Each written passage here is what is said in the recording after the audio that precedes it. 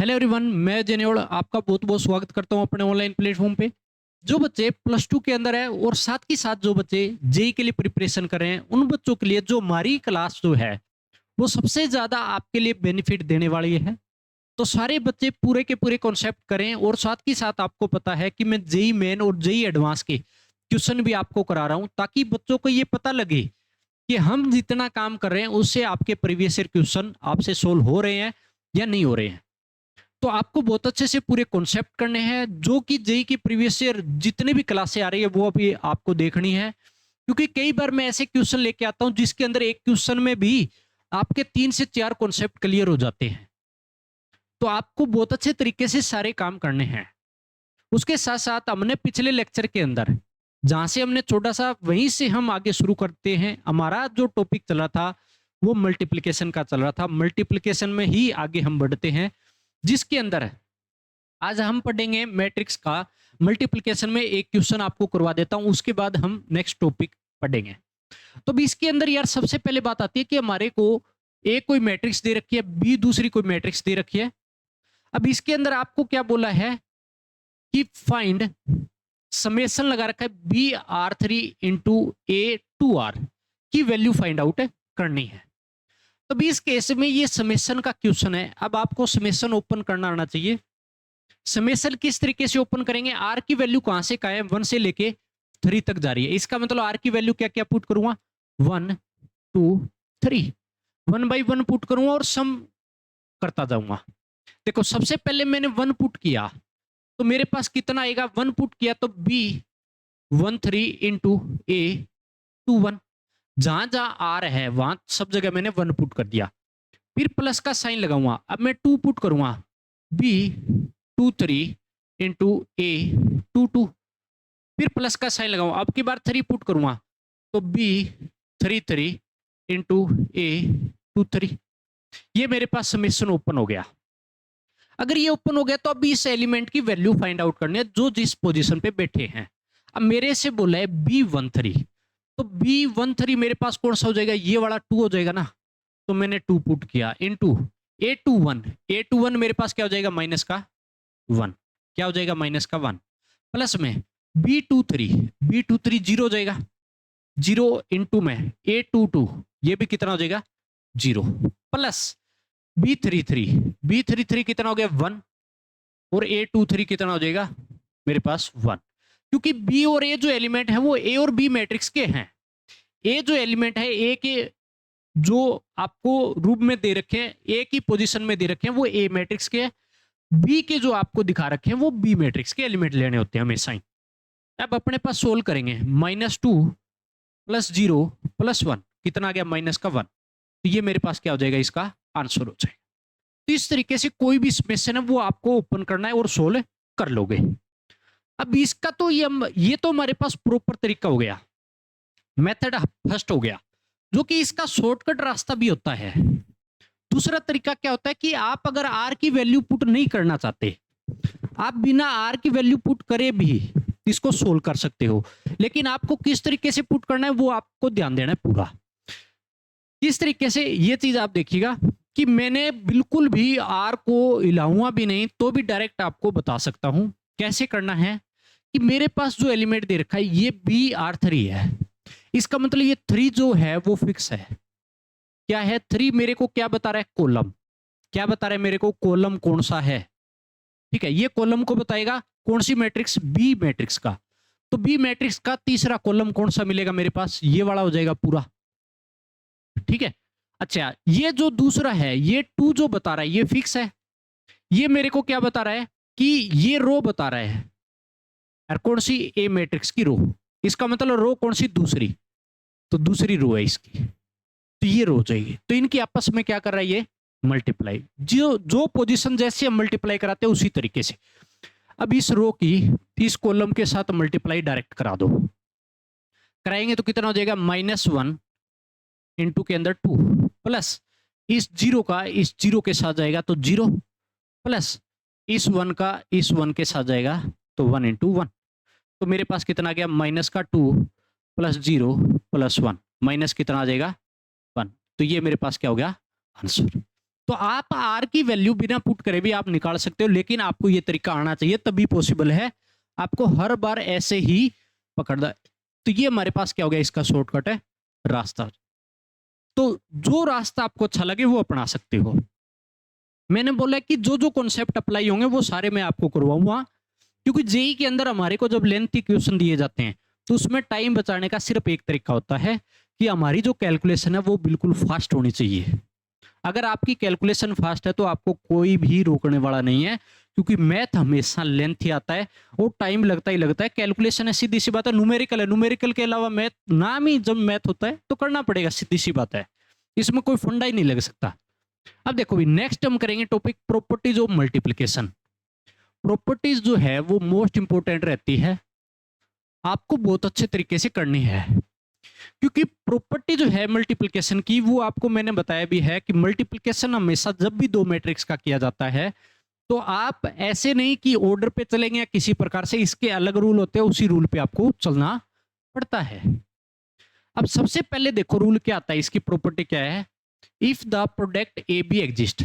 अगर A B का exist जो प्रोडक्ट है वो एग्जिस्ट कर रहा है, it is not necessary that the product B A will also exist. अगर ए बी एग्जिस्ट कर रही है तो ये जरूरी नहीं है कि इस केस में बी ए एग्जिस्ट करे। उसका रीजन क्या है वो भी मैं आपको बताने वाला हूं, क्योंकि आपको क्या है कि इस केस के अंदर हमेशा जब भी ए और बी की मल्टीप्लाई कराते हैं तो हमेशा क्या देखते हो कि ए की मल्टीप्लाई कराते हो बी के साथ तो number of columns of A equal किसके होना चाहिए, number of rows of B, ये बराबर होगा, तभी क्या होगा इस केस में ए बी एग्जिस्ट करेगा। तो ये ही कंडीशन बी ए के अंदर होनी चाहिए तभी पॉसिबल होगा। तो ये हर बार जरूरी नहीं होता है कि नंबर ऑफ कॉलम और number of row A B की, या बी ए जब निकालोगे तो बी ए का क्या हो जाएगा, number of column of B आ जाएगा equal to number of rows of A आ जाएगा, बराबर होगा तभी पॉसिबल है, नहीं तो पॉसिबल है नहीं हो सकता। अब नेक्स्ट केस, नेक्स्ट हमारे पास आता है कि even if A B and B A exist they need not to be equal order. अगर आपके पास ए बी और बी ए दोनों एग्जिस्ट कर रहा है तो ये जरूरी नहीं है कि वो इक्वल ऑर्डर की हो तभी पॉसिबल है, ठीक है ना। ये मैं जस्ट आपको इसके बाद करवाने वाला हूं, इसी टॉपिक में आगे आएगा हमारे पास कि कैसे इस चीज को हमारे को देखना है। अब आगे आपको बोला even A B and B A are of same order they need not to be equal. अगर ए बी और बी ए जब सेम ऑर्डर की है तो ये जरूरी नहीं है कि वो हमेशा बराबर होगी। कहने का मतलब ए बी और बी ए का ऑर्डर तो सेम है, लेकिन ये जरूरी नहीं कि उनका रिजल्ट सेम आए। कैसे, आपको इस चीज को देखना है कि मैट्रिक्स मल्टीप्लिकेशन इज कॉम्यूटेटिव। अगर आपको ये बोल देना कि मैट्रिक्स मल्टीप्लिकेशन कॉम्यूटेटिव है तो इस केस में आप बोल सकते हो कि A B is equal to B A हो सकता है, ठीक है, नहीं तो जरूरी नहीं होगा, ये ऊपर वाली प्रॉपर्टी इस पे लागू हो जाएगी, ठीक है। अगर ए बी बी ए के बराबर आएगा तो इसका मतलब मल्टीप्लिकेशन कॉम्यूटेटिव कहलाएगा। आपको मैंने बताया है कि जब दो अपने पास कोई भी क्वांटिटी है उन पे अगर मैं मान लो कोई भी सम कर रहा हूं या मल्टीप्लाई करा रहा हूं, पोजीशन चेंज करने पे उन दोनों के आपस में अगर मेरे को सेम रिजल्ट मिले तो कम्यूटेटिव लॉ इस पे अप्लाई होता है। तो इस केस में आप बोल सकते हो A and B are commute to each other, ऐसा भी बोला जा सकता है। ए और बी आपस में क्या है, कम्यूट टू ईच अदर का केस होगा, ठीक है। अगर इस केस में आपको ये बोला कि if multiplication is not commutative, अगर मल्टीप्लिकेशन कम्यूटेटिव नहीं है तो इसका मतलब ए बी नॉट इक्वल है बी ए का केस होगा, ठीक है। तो ए बी बी ए के बराबर है नहीं आएगी अगर नॉट कम्यूटेटिव का केस हो गया तो, बात आ गई समझ में। तो ये ही प्रॉपर्टी तीनों आपस में अप्लाई होती है एक दूसरे पे, ठीक है, मतलब आपको अलग अलग चीज डिफाइन करवा रही है तीनों प्रॉपर्टी।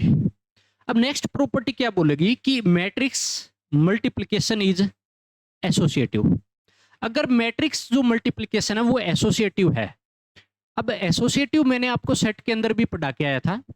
एसोसिएटिव का मतलब होता है कि ये तीन क्वांटिटी पे हमारे पास लगेगी, जैसे वहां पे हमारे पास वेन डायग्राम के अंदर 3 सेट होते हैं, उसी तरीके से यहाँ पे 3 मैट्रिक्स होगी ए बी और सी। इस केस में मल्टीप्लाई में क्या होगा कि ए बी की मल्टीप्लाई कराई, उसके बाद मैं सी की करा रहा हूं। तो आप ऐसा भी कर सकते हो कि ए बी की जो ब्रैकेट है वो अगर मैं शिफ्ट करा दूं बी और सी पे और ए को बाहर निकाल दूं, तो ये क्या कहलाएगा, एसोसिएटिव। तो ब्रैकेट को शिफ्ट कराना ही क्या होता है, एसोसिएटिव होता है। ब्रैकेट को शिफ्ट कराना ही एसोसिएटिव होता है। इसका ऑर्डर आप चेंज नहीं कर सकते, इस बात का ध्यान देना है आपको। बता कि समझ। तो ये होता है एसोसिएटिव लॉ। क्या होता है, एसोसिएटिव लॉ। तो हमारे पास ये कम्यूटेटिव और एसोसिएटिव लॉ आपको अच्छे से पता होना चाहिए। वहां पर भी मैं आपको +1 के जो टॉपिक के अंदर वहां पर भी बता के आया था अच्छे से कि क्या हमारे पास किस तरीके से कम्यूटेटिव और एसोसिएटिव लॉ होता है। अब देखो भी, जो मैंने पिछली ही प्रॉपर्टी पढ़ी थी उसी को आपको अच्छे से एक चीज और डिफाइन करेगी कि A B and B A both exist but it is not necessary that both has to be square matrix या सेम ऑर्डर हो। तो हमारे पास क्या है कि अगर ए बी और बी ए जो है बोथ एग्जिस्ट कर रही है तो ये जरूरी नहीं है कि दोनों की दोनों क्या हो, स्क्वायर मैट्रिक्स हो। तो ये जरूरी नहीं है। किस तरीके से हम प्रूव करेंगे कि हमारे पास, देखो आपके पास ये 2 मैट्रिक्स है, ए कोई मैट्रिक्स है उसका ऑर्डर है एन इंटू एम का, बी कोई मैट्रिक्स है जिसका ऑर्डर है एम इंटू एन का। तो जब ए बी एग्जिस्ट करेगी तो ए बी एग्जिस्ट कब करेगी, हमारे को क्या देखना होता है, ए का नंबर ऑफ कॉलम, बी की नंबर ऑफ रो क्या सेम है, तो आप कहोगे इक्वल है। तो इक्वल है तो क्या होगा, ए बी एग्जिस्ट कर रहा है। बात आ गई सर। अब इसी तरीके से अगर मेरे को बोला बी कोई मैट्रिक्स है जिसका ऑर्डर एम इंटू एन है, ए कोई मैट्रिक्स है जिसका ऑर्डर एन इंटू एम, मतलब आपस में पलट दी मैंने, तो इस केस में बी एग्जिस्ट कर रही है क्योंकि क्या होगा कि इसके अंदर number of rows column, number of row क्या है बराबर, बी की नंबर ऑफ कॉलम देखना होता है और ए का नंबर ऑफ रोज अगर बराबर है तो बी एग्जिस्ट करेगा। तो रूल सेम होता है, पोजीशन चेंज करने पे भी तो नंबर ऑफ कॉलम जो आगे बैठा होगा उसका और नंबर ऑफ रो जो दूसरी पोजीशन पे होगा उसी का देखा जाता है।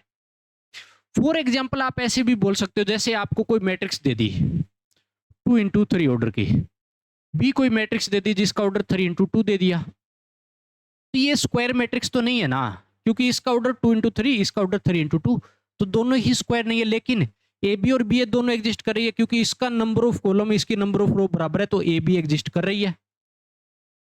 जो ऊपर वाली चीज है वही बता रहा हूं मैं, ठीक है। अगर मान लो बी आगे बिठाता हूं 3 इंटू 2 एंड ए हमारे पास 2 इंटू 3 हो गया, तो इसका नंबर ऑफ कॉलम इसकी नंबर ऑफ रो भी बराबर है, तो इस केस में भी आपके पास क्या है, बी एग्जिस्ट है कर रही है लेकिन स्क्वायर मैट्रिक्स नहीं है।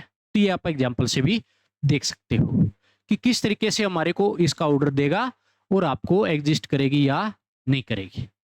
बात आ गई समझ में। अब नेक्स्ट हमारे पास आता है कि if A B is equal to minus B A के है, क्या है, A B is equal to minus B A के बराबर है, then A and B are anti commute to each other है। अगर मेरे पास पॉजिटिव में रिजल्ट आता है A B is equal to B A तो कोम्यूट टू ईच अदर, अगर ये नेगेटिव में रिजल्ट आ जाए माइनस बी ए के बराबर आ जाए ए बी का, तो क्या बोलोगे, anti commute to each other, anti commute का केस हो जाएगा। बताइए समझ में। तो इस तरीके से आपको अप्लाई करना है जो हमारे पास प्रॉपर्टीज है। तो इसी प्रॉपर्टीज पे आगे हम चलते हैं। आपको बहुत अच्छे तरीके से सारी चीजें करनी है 1 बाय 1। अगर आप नोट कर रहे हो तो यार बहुत ही बढ़िया बात है, बहुत ही अच्छी बात है, लाजवाब बात होगी आपके लिए। अच्छा रिजल्ट मिलेगा जब आप बहुत अच्छी मेहनत कर रहे हो।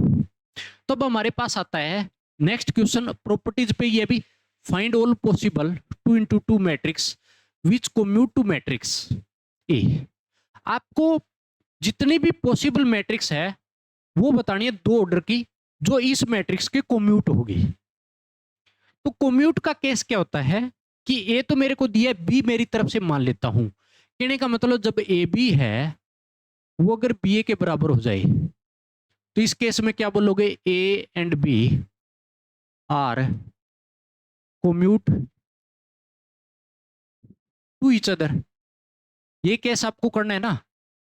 तो बी ऐसी किस प्रकार की और कितनी मैट्रिक्स पॉसिबल है कि कोम्यूट हो ए के। तो देखो यार, डायरेक्ट हम जज नहीं कर सकते या डायरेक्ट हम नहीं निकाल सकते हैं, लेकिन हम किस तरीके से निकालते हैं, ए बी बी ए के बराबर आपको डिफाइन करना है। तो हम इस केस में क्या करते हैं कि मान लिया हमने, लेट बी कोई मैट्रिक्स मान लो अपनी तरफ से, जो भी वेरिएबल की फॉर्म में ए बी सी डी, और वेरिएबल की हम क्या करेंगे, वैल्यू फाइंड आउट कर लेंगे कि कितनी वैल्यू आ सकती है, उतनी मैट्रिक्स पॉसिबल हो जाएगी। ए बी सी डी मान ली, तो हम क्या करेंगे, A B is equal to B A का केस अप्लाई कर दो। तो ये मेरे पास जो मैट्रिक्स है वो क्या है, 1 1 0 1। बी जो मैंने मानी है वो ले लो, ए बी सी और डी, ये बराबर होगी बी ए के। तो ए तो ये केस हो गया। अब बी ए की बात करूंगा तो बी आगे बिठाओगे अब की बार A B C D. Multiplication में ध्यान रखना है इस बात का कि जिसकी जो पोजीशन है वही बिठानी है हमेशा ही, हमेशा। तो ये मेरे पास क्या हो जाएगा, बी ए का केस हो गया पूरा। अब इनकी मल्टीप्लाई करा लो। मल्टीप्लाई जो सिंपल करते हैं इसकी पहले रो की पहले कॉलम के साथ, तो कितनी हो जाएगी बी मल्टीप्लाई, तो 1 की ए इस 1 की सी के साथ प्लस सी हो गया। अब इसकी नेक्स्ट कॉलम के साथ तो कितना हो जाएगा, बी प्लस है डी हो जाएगा। अब दूसरी रो की पहले कॉलम के साथ कितना बचेगा, भी सी बचेगा, क्योंकि 0 के साथ ए तो 0 हो जाएगा, इसका सी हो गया। इसका नेक्स्ट करोगे तो 0 और कितना बचेगा, सिर्फ डी बचेगा। तो ये मेरे पास हो गई मल्टीप्लाई। अब बराबर वाली भी मल्टीप्लाई करा लो, इसका इसके साथ मल्टीप्लाई, तो ए प्लस कितना हो गया, बी 0 जाएगा तो कोई हमारे को ऐड करने की जरूरत नहीं। इसका दूसरे के साथ कराएंगे तो ए प्लस बी हो जाएगा। अब इसका पहले कॉलम के साथ तो कितना हो गया, सी बचेगा सिर्फ, इसका दूसरे के साथ सी प्लस है डी हो गया। अब ये दो मैट्रिक्स हो गई और दोनों क्या है, आपस में बराबर है, तो कोरोस्पोंडिंग एलिमेंट इनके क्या हो जाएंगे, बराबर है। तो ए प्लस सी किसके बराबर, ए के बराबर। क्या रखोगे, ए प्लस सी जो है वो किसके बराबर है, ए के बराबर है। तो यहां से ए से कटा सी की वैल्यू क्या रहेगी, 0। सी तो क्या रहेगा भाई, 0 रहेगा। अब क्या करोगे, दूसरा B plus D A plus B के बराबर जाएगा, तो बी प्लस डी किसके बराबर हो जाएगा, ए प्लस बी के। तो बी से बी कटा, डी किसके बराबर हो जाएगा, ए के बराबर। डी किसके बराबर आ गया, ए के बराबर। यहां से सी इजकल टू सी तो कुछ भी नहीं करना, ये D equal to C plus D जाएगा, तो डी से डी कटेगा, सी 0 आ जाएगा। तो हमारे पास क्या आया कि जो कटता है ना हमेशा कैंसिल हो जाता है। जैसे सी तो 0 हो गया, फिक्स हो गया, तो मेरे पास जो बी मैट्रिक्स है ना वो फाइंड आउट करनी थी, ठीक है ना। वो मेरे को बतानी है कि कितने केस इसके अंदर पॉसिबल हो रहे हैं, यही बताना था ना। तो मेरे पास सी की जगह तो 0 बैठ गया, जो सी की पोजीशन थी। डी किसके बराबर आ गया, ए के बराबर आ गया, किसके बराबर, ए। लेकिन आपके पास ए और बी बच गया। अब आप ये देखो कि ए यहां पर भी कैंसिल हो गया। कैंसिल हो जाता है ना, उसकी जगह आप कुछ भी पुट कर सकते हो। जब मैं इक्वेशन सोल्व करता हूं और कोई भी वेरिएबल कैंसिल होता है, हमेशा उसकी जगह कुछ भी रख सकते हो, वो वेरिएबल में रहेगा, ठीक है। कहने का मतलब belongs to R, real number कुछ भी रख सकते हो। बी भी कैंसिल हुआ तो बी की जगह बी आ जाएगा। तो ये मेरे पास क्या आ गई, 2 ऑर्डर की कोई मैट्रिक्स आ गई। तो मेरे को इस केस में ए और बी की जगह कुछ भी रख सकते हो, तो A B belongs to R, real number को बिलोंग करेगा हमेशा, ठीक है। ए बी किसको बिलोंग करेगा, रियल नंबर को। तो बहुत सारी मैट्रिक्स पॉसिबल है जो कि रियल नंबर तक पूरी कंप्लीट ली जाएगी। बात आ गई समझ में। तो आपके पास ये हो जाएगा आंसर। तो इस केस में ए बी की कुछ भी वैल्यू रखोगे तो कम्यूट टू ईच अदर का केस होगा। तो मेरे पास इस तरीके से इसका आंसर हो जाएगा। मोस्ट इंपोर्टेंट क्वेश्चन है, क्योंकि कई बार इस केस में क्या है कि ए बी की जगह अल्फा बीटा बी की फॉर्म में भी आंसर दे देगा कई बुकों के अंदर। तो ये इसमें कोई बड़ी बात है नहीं है। हम जो वेरिएबल मानेंगे यहाँ पे अल्फा बीटा, मान लो डेल्टा गामा ले लेता तो भी चलता है यार, कोई दिक्कत नहीं है इस चीज का। वेरिएबल अपनी मर्जी से एक्स वाई जेड डब्ल्यू भी मान सकते हो, वो भी चलेगा। तो इस तरीके से आपको आंसर है देना है, जो कि प्रॉपर्टी बेस्ड क्वेश्चन है, मोस्ट इंपोर्टेंट क्वेश्चन है, वो तो अच्छे तरीके से आपको करना है। तो ये हो जाएगा हमारे पास इसका क्वेश्चन हो जाएगा। अब बात करते हैं नेक्स्ट, अपने पास रहेगा भी कि प्रॉपर्टी ऑफ मल्टीप्लिकेशन आगे जाके हमारे पास आता है कि आपको जो हमने जहां से छोड़ा है उसी बेस पे आगे, क्योंकि जो भी चीज कराऊंगा 1 बाई 1 स्टेप वाइज चीजें चलती रहेगी, आपको कोई भी डिस्टर्ब नहीं होना है किसी प्रकार से।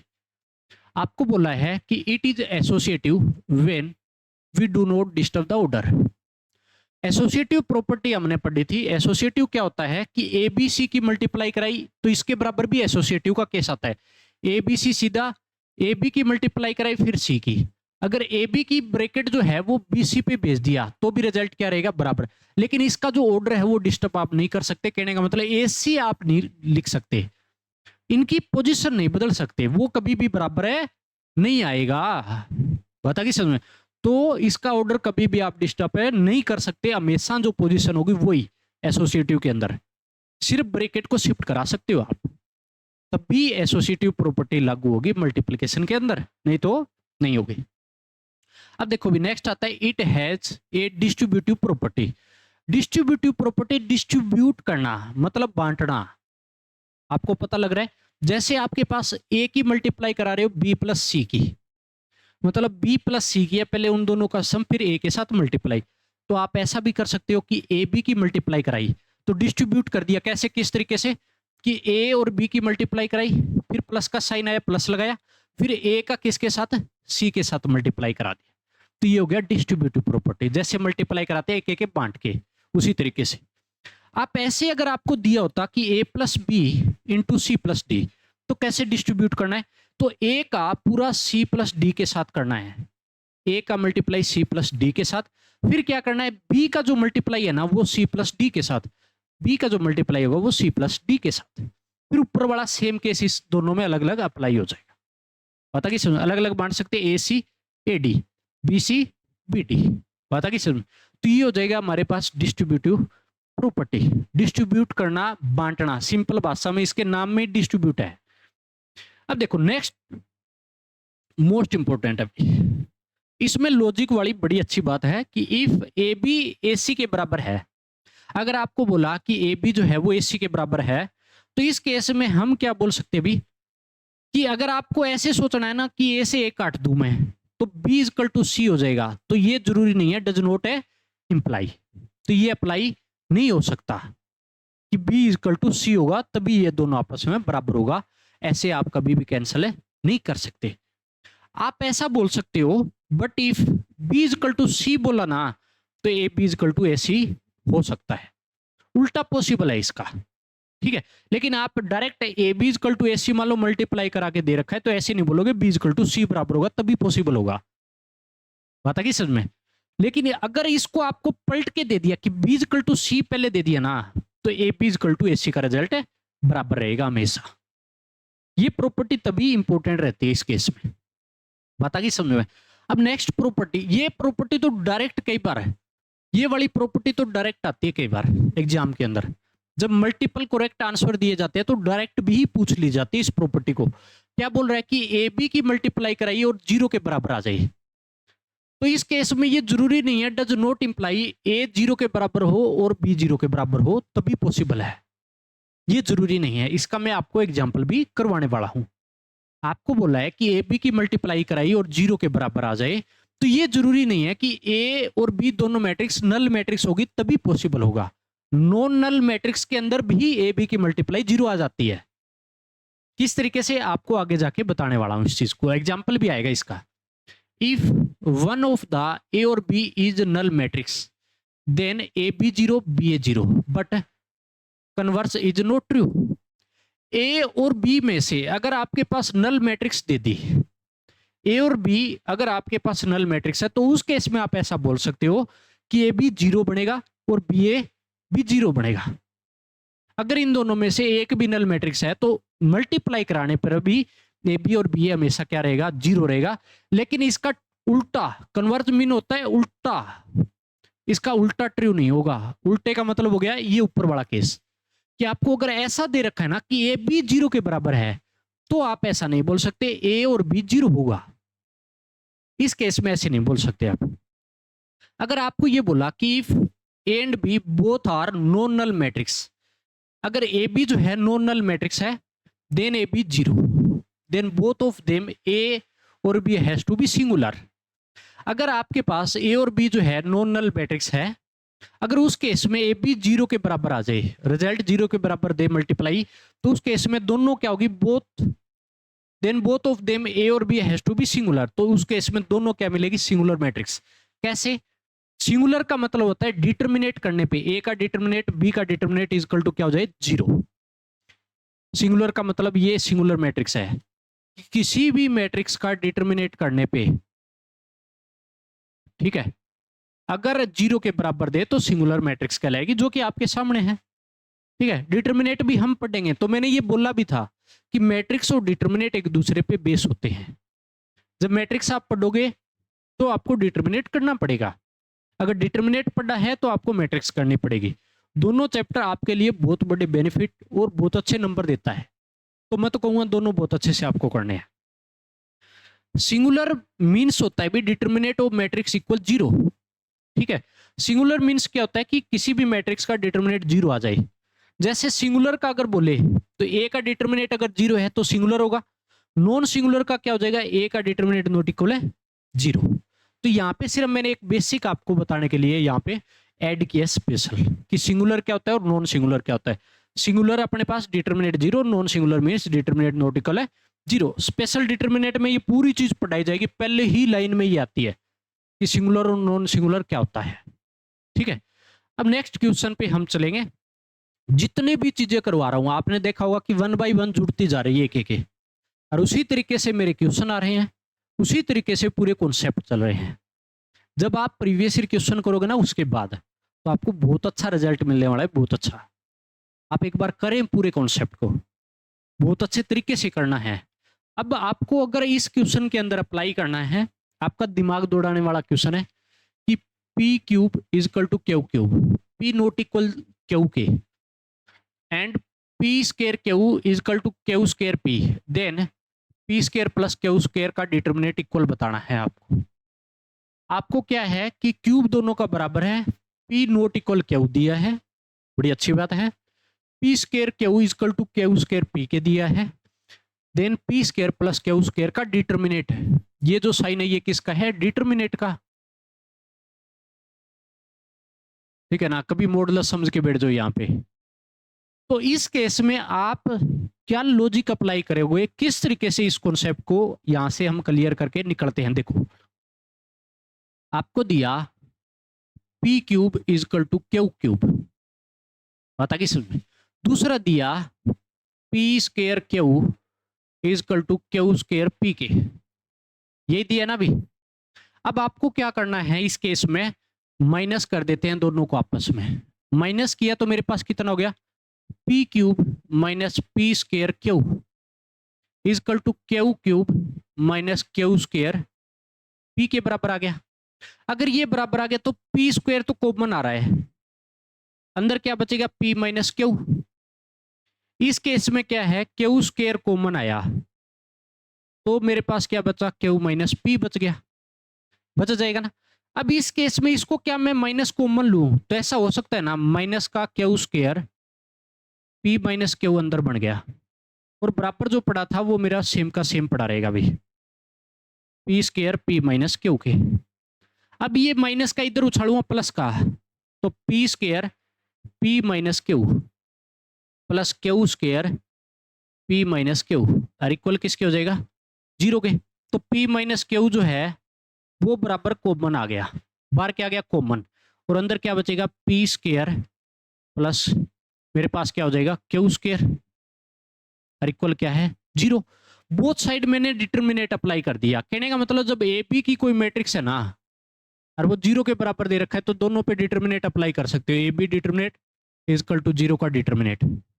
ठीक है, ये प्रॉपर्टी लगती है तो इसका मतलब ए डिटर्मिनेट बी डिटर्मिनेट इक्वल क्या रहेगा, 0, अलग अलग भी जाएगा। तो इसी तरीके से इस पर भी मैं डिटर्मिनेट लगाता हूं तो मेरे पास p माइनस क्यू का डिटर्मिनेट इनटू के अंदर P square plus Q square का डिटर्मिनेट इक्वल क्या हो जाएगा, 0। तो मेरे पास ये हो जाएगा, हो गया। तो एक बात बताओ, ये अगर इसके बराबर जाएगा तो ये p माइनस क्यू का डिटर्मिनेट 0 नहीं हो सकता, बताऊंगा उसका रीजन।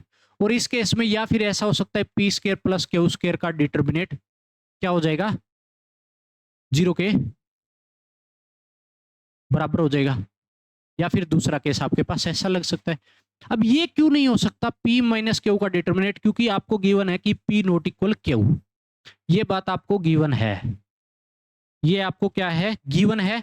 तो इसका मतलब ये रिजल्ट तो नहीं चलेगा, तो मेरे पास रिजल्ट कौन सा हो जाएगा, ये वाला कि P square plus Q square का डिटर्मिनेट कितना आ जाएगा इस केस में, जीरो के बराबर आ जाएगा। किसके बराबर है? जीरो के बराबर। तो ये मेरे पास क्या हो गया? आंसर। तो आपने देखा होगा कि ये आपको प्रॉपर्टी भी आनी चाहिए डिटर्मिनेट की, जो कि आगे जाके भी आएगी। बेसिक में साथ के साथ बताता चल रहा हूं। अगर बाई चांस पता नहीं है तो आप इस चीज को होल्ड रखिएगा, क्योंकि यार जब आपके नोट्स बनेंगे बहुत अच्छे और आप जब कंपटीशन की तैयारी कर रहे हो तो तब आपको पता लगेगा कि भी हाँ सर ने जो करवाया वो बहुत अच्छे से करवाया है, मोस्ट इंपोर्टेंट पार्ट करवाया है और आपको वन बाय वन चीजें सिखाने का काम किया है। कोई भी चीज मैं यहाँ पे आपसे छिपा के नहीं रखूंगा कि नहीं यार ये हो जाएगा, छोड़ो इस बात को, नेक्स्ट आगे करेंगे, छुटाऊंगा नहीं बिल्कुल भी। जो भी कॉन्सेप्ट जिस हिसाब से भी लग रहा है हाँ बताता चलूंगा कि ये यहाँ पे जाके आएगा। अगर बाई चांस जिस बच्चे ने नहीं पढ़ रखा है, अब ड्रॉपर के बच्चे को तो देखो ज्ञान है इस चीज का, लेकिन प्लस टू अपीयरिंग बच्चे को ज्ञान नहीं है, तो वो आप होल्ड रखिएगा, क्योंकि डिटर्मिनेट इसी चैप्टर में बेसिक करवाता हूं मैं, तब जाके हम बहुत अच्छे से कर लेंगे। और एक एक प्रॉपर्टी भी और जो जाए इसके अंदर जो भी यूज हो रहा है वो यहाँ पे अपने पास आ जाएगा। तो आपको घबराना नहीं है बिल्कुल भी किसी भी प्रकार से, वैसा आप करते चलो।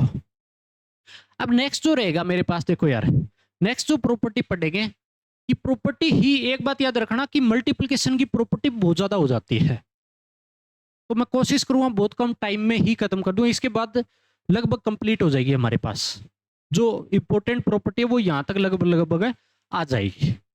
तो आपके सामने सबसे पहले बात आती है कि अगर आपने a इंटू आई की मल्टीप्लाई कराई वो हमेशा a के बराबर रहता है।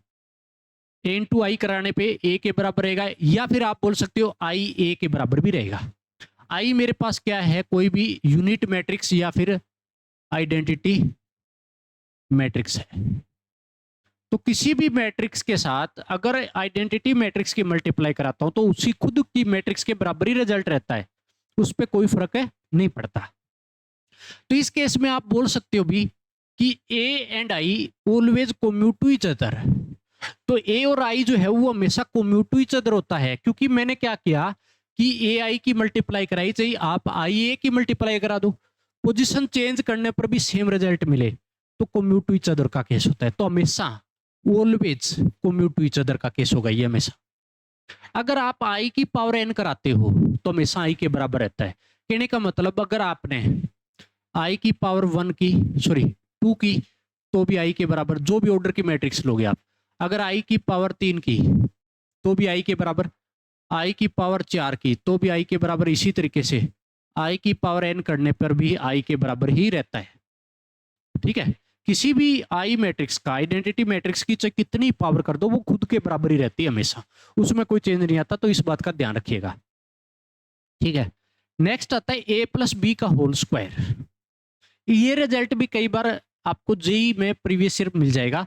a प्लस बी का होल स्क्वायर, अगर मैं इसको अलग अलग करूं a plus B into A plus B लिख सकता हूं ना, पावर सेम है तो ऐड हो जाएगी, पावर 2 हो जाएगी, तो a प्लस बी लिख सकता हूं। अब यहाँ पे डिस्ट्रीब्यूटिव प्रॉपर्टी लगेगी, कैसे कि a का पूरी a प्लस बी साथ में बिठाऊंगा, तो a के साथ पूरी a प्लस बी बिठा दिया। अब इस b के साथ पूरी a प्लस बी, b के साथ पूरी a प्लस बी बिठा दिया, डिस्ट्रीब्यूटिव प्रॉपर्टी लगी। अब क्या हुआ, a का इस a के साथ मल्टीप्लाई a स्क्वायर, अब इस a का इस b के साथ तो a b हो गया, अब इस b का a के साथ b हो गया, इस b का इसके साथ तो b स्क्वायर हो गया। तो आपके पास a प्लस बी का होल स्क्वायर हमेशा किसके बराबर होगा? A square plus A B plus B A plus B square के बराबर आएगा हमेशा। तो इस बात का ध्यान रखिएगा, क्योंकि कई बार बच्चा क्या करता है, इस प्रॉपर्टी में नॉर्मल अलजेब्रा काम कर देता है, लेकिन ऐसा यहाँ पे नहीं होता, इस बात का पूरा ध्यान दीजिएगा। देखो भी, if A B is equal to B A के बराबर होगी, इस प्रॉपर्टी पे ध्यान दीजिएगा। अगर आपके पास ए बी बी ए के बराबर है तो इस केस में क्या होता है, A and B are commute to each other का केस हो गया, ए और बी क्या होगा, कोम्यूट होगा। देन ए प्लस बी का whole square A square plus 2ab plus B square के बराबर हो जाएगा। तब A square plus 2ab plus B square के बराबर, कहने का मतलब नॉर्मल अलजेब्रा यहाँ काम करेगा जब आपके पास A B is equal to B A के बराबर। जब ये दोनों आपस में बराबर होंगे ना, कोम्यूट टू ईच अदर बोला ए और बी, तब आपके पास ए प्लस बी का whole square A square plus 2ab plus B square, simple जो फॉर्मूला होता है उसका यूज कर सकते हो, नहीं तो आप नहीं कर सकते। बात आगे समझ। अगर कोई कंडीशन नहीं लगा रखी तो हमेशा ये ही रिजल्ट आप अप्लाई रखोगे। अगर आपको ऐसे बोला कि when A and B are anti commute then A plus B का होल स्क्वायर किसके बराबर हो जाएगा, A square plus B square के। क्योंकि ए और बी के एंटी कोम्यूट है, इसका मतलब हमारे को क्या होता है कि ए बी जो है वो माइनस बी ए के बराबर होता है। अगर ऐसा होगा तो इस केस में आपस में क्या हो जाएगा, ए बी और बी ए कैंसिल हो जाएंगे, क्योंकि A B minus B A के बराबर तो कैंसिल होगा, तो A square plus B square simple बचेगा। ए प्लस बी का होल स्क्वायर एंटी कोम्यूट में हमेशा क्या होता है, ए स्क्वायर है प्लस बी स्क्वायर के बराबर। अगर आपके पास if A is square matrix then laws of index will work. अगर आपके पास ए कोई स्क्वायर मैट्रिक्स है तो लॉ ऑफ इंडेक्स काम करेगा। यहाँ पे लॉ ऑफ इंडेक्स आप 8th क्लास में भी पढ़ के आए हो, कहने का मतलब पावर है, ठीक है, जो आप डिग्री या पावर जो पढ़ के आए हो, ठीक है ना। तो यहाँ पे लॉ ऑफ इंडेक्स काम करेगा। लॉ ऑफ इंडेक्स क्या होता है कि जैसे ए की पावर एम इंटू ए की पावर एन दे दिया, ए कोई स्क्वायर मैट्रिक्स है, तो इस केस में क्या होगा, बेस सेम हो तो पावर क्या हो जाएगी, ऐड हो जाएगी। पावर क्या हो जाएगी, ऐड हो जाएगी। बात आगे सुन।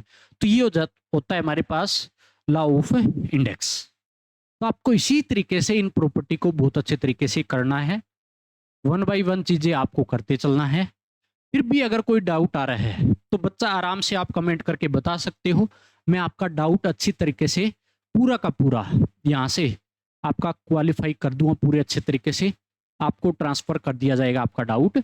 मैं जो भी कॉन्सेप्ट करा रहा हूं आपने देखा होगा कि बहुत अच्छे ही तरीके से हमारे कॉन्सेप्ट चल रहे हैं। जब आपने कॉन्सेप्ट अच्छे तरीके से कर लिया तो आपको किसी प्रकार का कैसे ही मन में डाउट नहीं रहना चाहिए। मेरा मानना तो पर्सनल यही है। अगर आप डाउट रखते हो, आपको पता है कि मेरे को ये चीज समझ नहीं आई, तो फिर भी आपकी गलत बात होती है। पूछो, 100% आप कहीं पर भी सिक्योर नहीं हो सकते, कभी भी जिंदगी में भी नहीं होंगे। 100% करने के लिए आपको हर चीज को समझते चलना है, तब जाके आप अच्छे लेवल पे आप पढ़ाई कर पाते हो। जो बच्चा मन में चीजें रखेगा वो कभी भी अपनी बातों को आगे ट्रांसफर नहीं कर सकता। हमेशा आपको दिक्कत आए ही आएगी जो भी आप कॉन्सेप्ट पढ़ोगे, क्योंकि मैंने आपको देख लिया होगा कि बहुत अच्छे तरीके से एक एक कॉन्सेप्ट करा रहा हूँ। जो भी क्वेश्चन आ रहे हैं वो भी बहुत अच्छे तरीके से आपको करवाता जा रहा हूँ। अगर इतने अच्छे तरीके से आपको क्लास मिल रहे, प्रभावशाली क्लास मिल रही, और आपको क्या चाहिए यार, आपको तो बहुत अच्छे तरीके से सारी चीजें करनी चाहिए। तो मैं भी आपको रेगुलर क्लासेस दे रहा हूँ, रेगुलर आपको चीजें करवाने की पूरी अच्छी तमन्ना रख रहा हूँ। तो आपको भी इसी तरीके से जुड़े रहना है, पूरा सपोर्ट मेरी तरफ से किया जाएगा, ठीक है। आपको पूरा सपोर्ट करना है, मेरी तरफ से भी आपको पूरा सपोर्ट रहेगा। सभी बच्चे जुड़े और अपनी एप्लीकेशन पे जाके आप हैंड रिटन नोट्स भी आपको प्रोवाइड करवा दूंगा जल्द ही, तो आप डाउनलोड भी कर सकते हो। आपको सारा का सारा मटेरियल अपनी एप्लीकेशन पे मिलेगा। साथ ही साथ मैं आपके लिए टेस्ट सीरीज भी जल्द ही लेके आने वाला हूँ, ताकि आपको जो भी चैप्टर होंगे उनका टेस्ट भी मिलता रहेगा। तो 1 बाय 1 आप टेस्ट भी दोगे, अपना रिजल्ट भी देखोगे, विद आंसर की आपको प्रोवाइड करवा दी जाएगा। तो पूरा का पूरा काम आपको कंप्लीट करना है 1 बाय 1। मेरी तरफ से भी मैं आपको करवाता चलूंगा। पूरा चैप्टर कंप्लीट करके रुकेंगे, फिर नेक्स्ट चैप्टर करेंगे। ऐसे नहीं बीच में दूसरा चैप्टर नहीं शुरू करेंगे। अब पूरा चैप्टर कंप्लीट करके, मैट्रिक्स का इंपॉर्टेंट चैप्टर है, फिर आगे बढ़ेंगे हम। मिलते हैं नेक्स्ट वीडियो में। तो सभी बच्चे जुड़े और अच्छा कॉन्सेप्ट आपको करना है और अच्छी IIT में हमारे को जाना है। यही हमारे को सपना है और यही सपना हमारे को पूरा करना है।